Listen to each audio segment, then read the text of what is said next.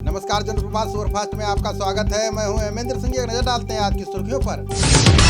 PM Modi आज fit India movement के 1 साल पूरा होने पर फिटनेस विशेषज्ञों और प्रभावशाली व्यक्तियों के साथ बातचीत करेंगे। इस दौरान पीएम मोदी स्वस्थ जीवन शैली के अपने विचार के बारे में बात करेंगे। पीएम से बातचीत में क्रिकेटर विराट कोहली, मॉडल, अभिनेता और धावक मिलिंद सोमर जैसी हस्तियां शामिल होंगी। पीएम मोदी ने महाराष्ट्र और यूपी सहित 7 राज्यों और केंद्र शासित प्रदेशों के मुख्यमंत्रियों तथा स्वास्थ्य मंत्रियों के साथ बैठक की। पीएम मोदी ने राज्यों से कहा है कि वे अवलोकन करें कि 1-2 दिन का लॉकडाउन कोरोना के प्रसार को रोकने में कितना प्रभावी है। इससे राज्य में आर्थिक गतिविधियों पर क्या असर पड़ रहा है। पीएम मोदी ने यूपी में कोविड-19 से निपटने के लिए राज्य सरकार द्वारा किए गए उपायों के लिए सीएम योगी की सराहना की है। प्रधानमंत्री ने वीडियो कॉन्फ्रेंस के माध्यम से मुख्यमंत्रियों के साथ अपनी बैठक के दौरान ये बात कही। पीएम मोदी ने कहा कि कोरोना महामारी को कम करने के लिए सीएम योगी और उनकी टीम के उचित उपाय किए। श्रीलंका के पीएम राजपक्षे से वार्ता से पहले पीएम मोदी ने द्विपक्षीय संबंधों की विस्तार पूर्वक समीक्षा की उम्मीद जताई है। उन्होंने कहा कि दोनों देशों को कोविड-19 के बाद आपसी सहयोग को और आगे बढ़ाने के रास्ते भी तलाशने होंगे। मोदी ने ये बातें राजपक्षे के एक ट्वीट के जवाब में कही। उन्होंने 26 सितंबर को होने वाली बैठक के दौरान पीएम मोदी से मुलाकात को लेकर उत्सुकता दिखाई। केंद्रीय रेल राज्य मंत्री सुरेश अंगड़ी का कोरोना वायरस से निधन हो गया है। 65 वर्षीय अंगड़ी का पिछले दिनों से दिल्ली के एम्स में इलाज चल रहा था। सुरेश अंगड़ी के निधन पर पीएम मोदी, अमित शाह, राष्ट्रपति कोविंद समेत तमाम नेताओं ने दुख व्यक्त किया है। अंगड़ी के निधन से दिल्ली में सरकारी कार्यालयों में राष्ट्रीय ध्वज आधा झुका रहेगा।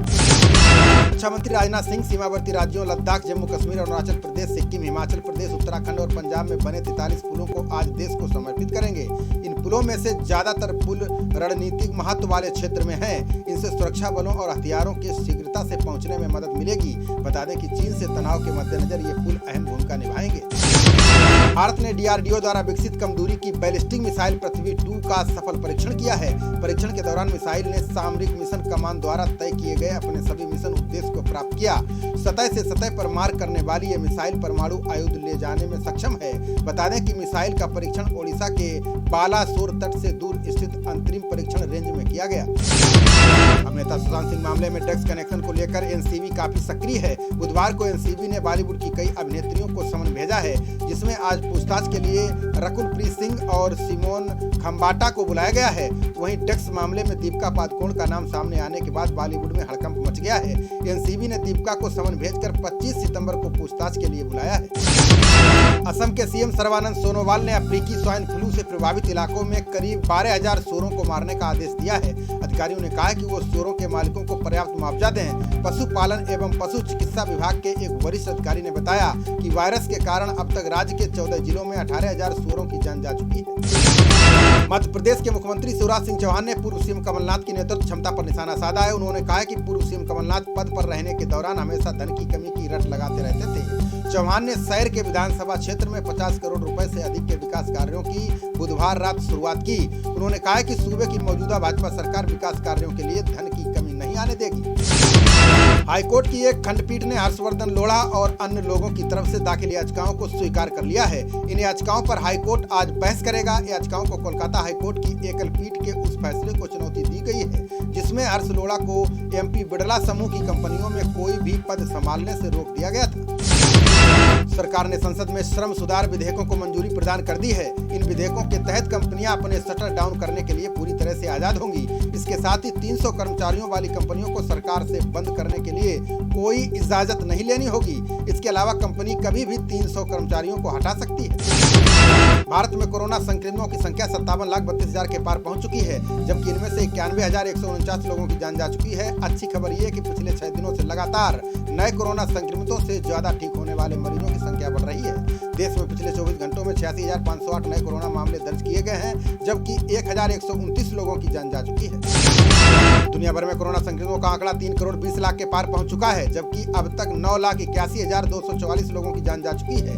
अच्छी खबर यह है कि ठीक होने वाले मरीजों की संख्या 2,36,68,981 से ज्यादा हो चुकी है। इसी बीच अमेरिकी राष्ट्रपति ट्रंप ने देश के लोगों से कोरोना वैक्सीन के लिए रजिस्ट्रेशन कराने की अपील की है। अमेरिकी company Johnson and Johnson corona vaccine के तीसरे और अंतिम चरण का परीक्षण शुरू करने जा रहा है। अमेरिका के नेशनल इंस्टीट्यूट फॉर हेल्थ ने कहा है कि ट्रायल के लिए 200 से अधिक जगहों पर करीब 60,000 लोगों को भर्ती करने की कोशिश की जाएगी। इसके साथ ही जॉनसन एंड जॉनसन कोरोना के टीके के तीसरे चरण का परीक्षण करने वाला दुनिया का 10वां निर्माता बन गया है।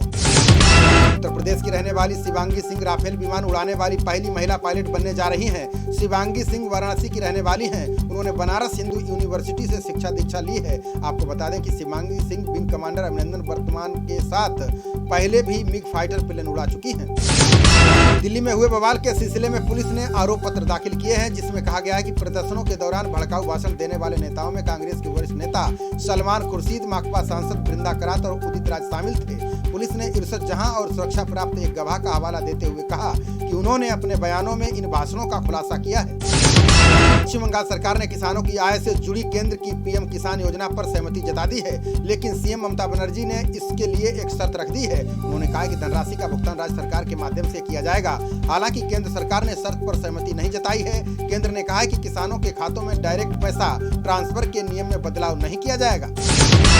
जम्मू कश्मीर में अवंतीपोरा में जारी एनकाउंटर में सुरक्षा बलों को बड़ी कामयाबी मिली है। जवानों ने मुठभेड़ में एक दहशतगर्द को ढेर कर दिया है। वहीं बड़गाम में सीआरपीएफ टीम पर हुए हमले में एक जवान घायल हो गया है। घायल जवान को इलाज के लिए अस्पताल में ले जाया गया। इलाके को खाली कराकर सर्च ऑपरेशन जारी है। ग्रेटर नोएडा और यमुना प्राधिकरण एरिया में बसाई जाने वाली फिल्म सिटी देश की सबसे बड़ी फिल्म सिटी होगी। 1000 एकड़ में बसाए जाने वाली फिल्म सिटी में 1 लाख से अधिक लोगों को सीधे रोजगार मिलेगा, जिसमें 20,000 करोड़ रुपए का निवेश किया जाएगा। इसमें बच्चों के लिए फिल्म निर्माण, एनिमेशन, फिल्म लेखन, डिजिटल और म्यूजिक के लिए देश में पहली बार अलग से स्टूडियो बनाने की तैयारी है। रिटायरमेंट लेने के बाद बिहार के पूर्व डीजीपी गुप्तेश्वर पांडे ने फेसबुक के जरिए अपनी बात रखी। उन्होंने कहा कि राजनीति में आना और चुनाव लड़ना पाप है क्या? बिहार की जनता मुझे बहुत प्यार करती है। मैं जहां से निर्दलीय चुनाव लड़ूंगा, जीत जाऊंगा। मुझे 14 जगहों से चुनाव लड़ने का ऑफर मिल रहा है। राजनीति में आने के कारण बीआरएस लेने की अब बात गलत है। जम्मू कश्मीर घाटी में सोशल मीडिया पर फर्जी अकाउंट के जरिए झूठ फैलाकर तनाव पैदा करने की साजिश रची जा रही है। ऐसे में 500 से अधिक फर्जी प्रोफाइल कश्मीर साइबर पुलिस के रडार पर हैं, जबकि कई अकाउंट्स तो पुलिस पहले ही बंद कर चुकी है। ज्यादातर गुमराह करने वाले वीडियो पाकिस्तान से ही सोशल मीडिया पर डाले जाते हैं ताकि घाटी में माहौल बिगड़ सके। मध्य प्रदेश के मुख्यमंत्री शिवराज सिंह चौहान ने प्रधानमंत्री मोदी को किसानों का भगवान बताया है। उन्होंने कहा कि संसद से पारित कृषि सुधार संबंधी विधेयकों से अन्नदाताओं की आय दोगुनी होगी। सीएम चौहान ने इन विधेयकों के विरोध में उतरे विपक्षी दलों को किसान द्रोही करार दिया है। कोरोना प्रोटोकॉल का उल्लंघन करने के लिए लखनऊ के 4 अस्पतालों को नोटिस जारी किया गया है। लखनऊ जिला प्रशासन के एक अधिकारी ने बताया है कि कुछ अस्पतालों में ऐसे मामले सामने आए हैं जब कोविड-19 प्रोटोकॉल का पालन नहीं किया गया है। जब मरीज रेफर होने के बाद कोविड अस्पताल ले जाए गए तो वहां उनकी जान चली गई। राजस्थान में पंचायत चुनाव को शांतिपूर्ण तरीके से करवाने के लिए राज्य निर्वाचन आयोग के आयुक्त पीएस मेहरा ने अधिकारियों के साथ बैठक की। वहीं सभी रेंज के पुलिस महानिरीक्षक और संभागीय आयुक्तों के साथ वीडियो कॉन्फ्रेंस कर आवश्यक दिशा निर्देश दिए। इस दौरान मेहरा ने चुनाव के दौरान कानून एवं व्यवस्था की स्थिति के बारे में समीक्षा की। राजस्थान के डीजीपी भूपेंद्र सिंह यादव ने इस्तीफा दे दिया है। इनके इस्तीफा देने पर पुलिस के नए मुखिया की तलाश तेज हो गई है। वहीं राज्यपाल पुलिस के डीजीपी के तौर पर 10 नामों की सूची चल रही है, लेकिन इन सब में 1987 बैच के आईपीएस मोहनलाल ठाकर का नाम दौड़ में सबसे आगे है। वो सबसे सीनियर आईपीएस अधिकारी भी हैं। दिल्ली यूनिवर्सिटी के शिक्षकों की रुकी हुई सैलरी मिलने की आस बढ़ गई है। केजरीवाल सरकार ने राज्य के अधीन आने वाले डीयू के 6 कॉलेजों के लिए बजट जारी किया है। इसमें शिक्षकों की सैलरी के लिए 32.1 करोड़ रुपए रिलीज किए गए हैं। वहीं टूटा ने सरकार से जारी किए गए फंड को जरूरत से कम बताया है। राजस्थान की कांग्रेस सरकार पार्टी का 2 अक्टूबर को रिपोर्ट कार्ड पेश करेगी। कांग्रेस ने इसे जन घोषणा पत्र का नाम दिया है। सीएम गहलोत ने अपनी सरकार और अपने रिपोर्ट कार्ड को अंतिम रूप देना शुरू कर दिया है। वहीं जन घोषणा पत्र समिति के अध्यक्ष ताम्रध्वज साहू अपनी टीम के साथ रात दिन एक करके तैयार करवा रहे हैं। बिहार के विपक्षी महागठबंधन में शामिल राष्ट्रीय लोक समता पार्टी ने गठबंधन से बाहर निकलने के संकेत दिए हैं। रालोसपा के राष्ट्रीय प्रमुख महासचिव माधव आनंद ने बताया कि उनकी पार्टी विधानसभा चुनाव से पहले संभावनाओं को तलाशने के लिए तैयार है। उन्होंने कहा कि हमने एक बैठक बुलाई है जिसमें हमारे राष्ट्रीय और राज्य कार्यकारिणी के सभी सदस्य शामिल होंगे। भारत, जापान, जर्मनी और ब्राजील ने संयुक्त राष्ट्र सुरक्षा परिषद में सुधारों के लिए किसी भी प्रकार के सार्थक प्रयास नहीं होने पर चिंता व्यक्त की है।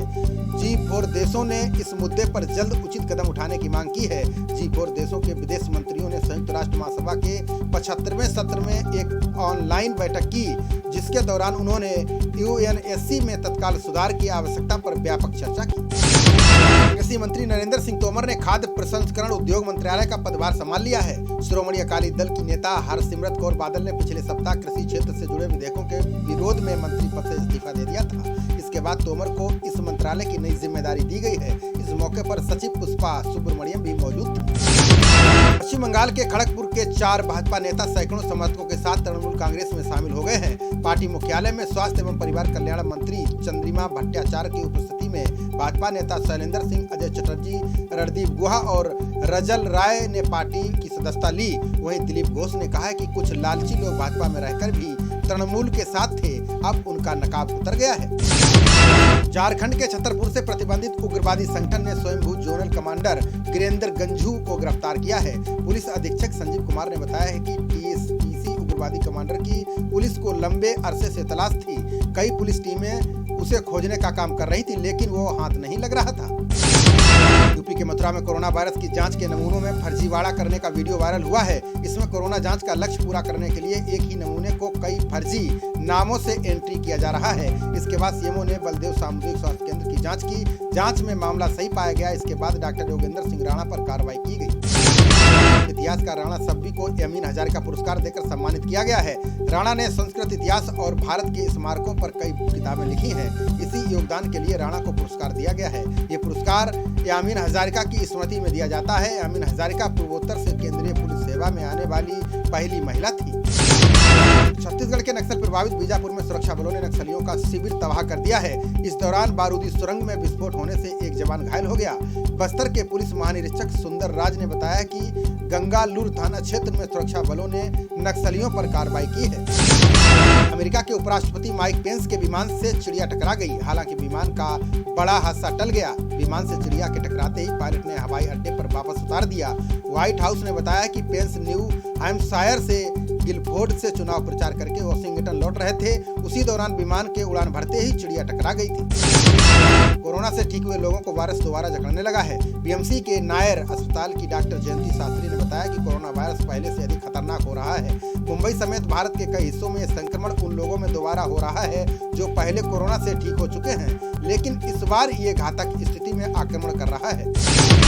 छत्तीसगढ़ के कोरिया जिले में अधिक पानी होने के चलते खाना बांध टूट गया। साथ ही आसपास के गांव में पानी भर गया। किसानों की फसलें डूब गई हैं। केंद्रीय जल आयोग का कहना है कि पानी लगातार बढ़ रहा है, इसलिए गांव वालों को सचेत रहना होगा। वहीं सीएम भूपेश ने आपदा प्रबंधन को राहत कार्य में लगाया है। जम्मू कश्मीर में आज सुबह भूकंप के हल्के झटके महसूस किए गए। रिएक्टर पैमाने पर भूकंप की तीव्रता 3.7 मापी गई। भूकंप से किसी तरह के जान माल का नुकसान नहीं हुआ है। मौसम विभाग के अनुसार भूकंप का केंद्र बिंदु गुलमर्ग से 281 किलोमीटर दूर उत्तर की ओर था। सीबीआई ने विश्व भारती विश्वविद्यालय के पूर्व कुलपति सुशांत दत्ता गुप्ता के खिलाफ भ्रष्टाचार के आरोप में मामला दर्ज किया है। पूर्व कुलपति पर 2012 और 2013 के दौरान भ्रष्टाचार की गतिविधियों में शामिल होने का आरोप है। सुशांत दत्ता गुप्ता पर मामला दर्ज करने की कार्रवाई 2 साल की लंबी प्रारंभिक जांच के बाद की गई है। महाराष्ट्र के सीएम ठाकरे ने कहा कि हमारी सरकार द्वारा शुरू किए गए मेरा परिवार मेरी जिम्मेदारी अभियान से कोरोना के खिलाफ लड़ाई मजबूत होगी। ठाकरे ने कहा कि इस अभियान से संक्रमण दर नीचे आने की संभावना है। अभियान का लक्ष्य कोरोना वायरस को फैलने से रोकना है।